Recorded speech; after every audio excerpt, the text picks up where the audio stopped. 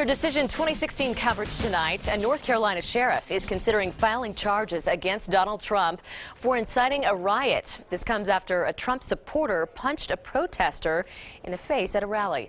KRDO News Channel 13's Eric Fink asked a Southern Colorado lawyer whether Trump will face legal trouble for the violence that has erupted at some of his campaign stops. Donald Trump says peace and love triumph at his rallies.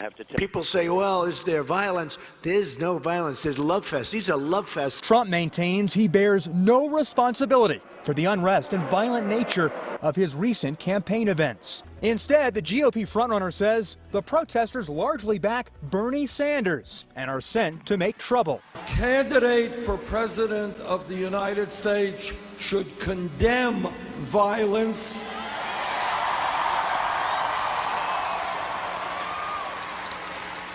not encourage violence.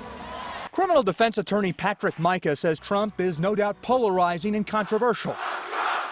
But legally, he's not responsible for the actions of others. Generally speaking, we never prosecute individuals for the behavior of another. Trump says he will look into paying the legal fees for a supporter who sucker punched a protester last week at a rally.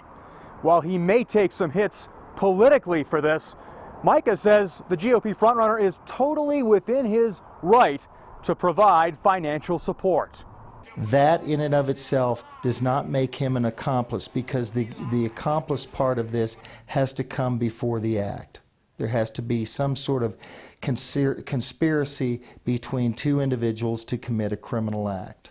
His GOP rivals hope these pictures give Trump supporters pause before going to the polls. Micah says it's the price we pay for putting a premium on an individual's right to speak freely. Public forums, political rallies, incite and inflame the anger, the emotions of a lot of people on either side. In Colorado Springs, Eric Fink, KRDO News Channel 13.